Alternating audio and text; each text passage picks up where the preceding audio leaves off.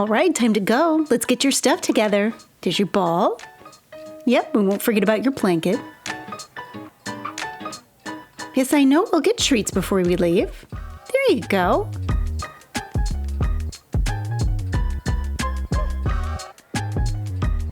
Yeah, I would never forget your llama. All right, that should be everything. You ready to go? When child-free people get animals, love them very much, pamper them, take them to restaurants and coffee shops and order them doggy meals from the doggy menu, it pisses people off, like the Pope. Vede che la gente non vuole avere figli e tante coppie non hanno dei figli perché non vogliono, ma hanno due cani, due gatti. E sì, i cani e i gatti occupano il posto dei figli. Sì, fa ridere. Who notably doesn't have children, but also is the head of an organization that has caused endless suffering to children by not taking priests who abuse children out of power, fretting over the loss of power of white men everywhere. They get real snarky about how pathetic it is that grown people are spending their time, money, and affection on an animal and bemoan the fact that if some people don't have children, there won't be enough people in the future to tax or fucking something.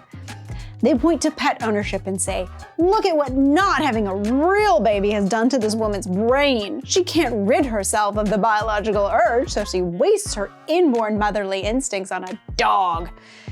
You know what would set this woman straight? Having a real baby. Let me go put one in her right now. Ew. But maybe, just maybe, child-free people having pets and not children isn't the tragedy they make it out to be. So let's explore some of the reasons that their panic is a wee bit overblown and why pet ownership or guardianship, whatever, is not just seen as less consequential, but something to be looked down on, and why, ultimately, even if you do think of your pets like kids, it doesn't indicate a breakdown in the fabric of society. An indicator that some pearls are being clutched here is that pet ownership is a widespread American phenomenon. 70% of households in the US have pets. Yes, 70% of households. That's not breaking it down into single-person households, but that statistic tells us that having pets isn't some aberrant behavior, it's a thing that humans do.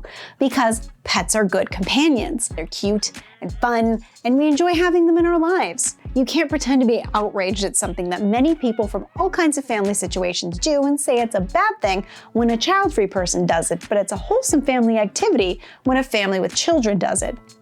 They're also afraid because they think love or care or women's free labor is a finite resource, and if a woman gets to think for herself and choose where she applies that love, she might not choose to do that work in service of a man. It's about control. Also, a dog's emotional needs and a human's emotional needs are very different. Loving dogs doesn't mean that you can't love or care for another human, or that you can't love and care for a child and a dog at the same time. Because you can. Lots of parents do, as a matter of fact. We still have a messaging problem around women, their greater purpose in society, and how we're supposed to think about a woman that doesn't conform to traditional expectations. Plenty of people will never think about why it is that they have such a huge problem with women defying our expectation. And the expectation still is that, my child, one day you'll be a mother. So when they see a child-free person who is happy with their life and also has pets, they have to fill in the gaps in the story they think is right. Marriage, family, 2.5 kids, and assume that pets are a substitute for the children because they need to further the story that everyone wants kids and kids are great because they're afraid what will happen if more people opt out of having children. They don't really know what will happen if more people opt out of having children, but they think that it might be bad for them, so they do whatever they can to maintain control.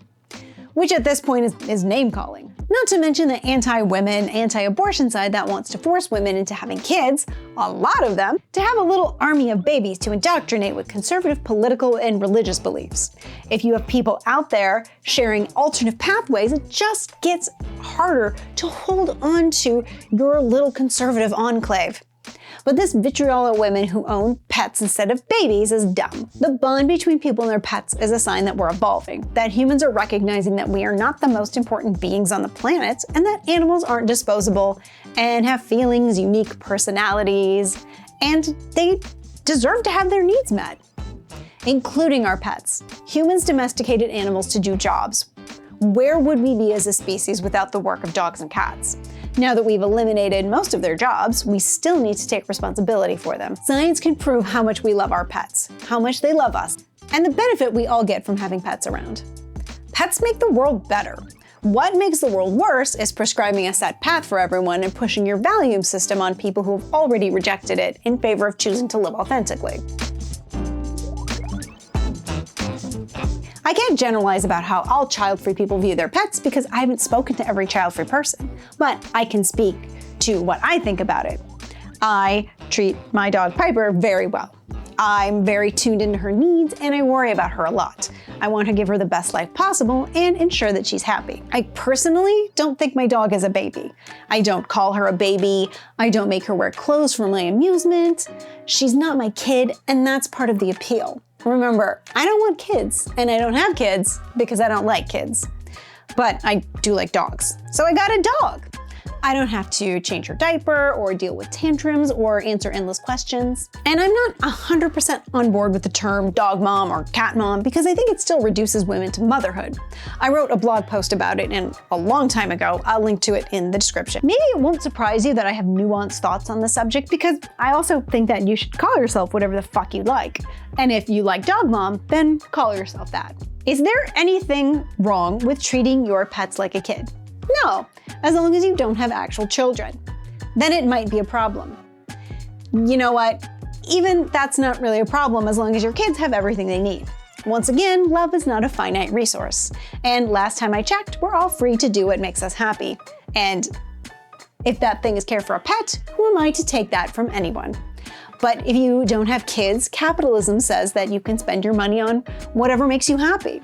Sure, Dave Ramsey will be salty about your financial choices, but he's a classist dickhead who is better at guilt-tripping people than most mothers. The pet industry is a $136 billion a year industry in the US. It's doing good capitalism. So if you love capitalism, shouldn't you love an industry that tapped into a huge demand and profited off of it?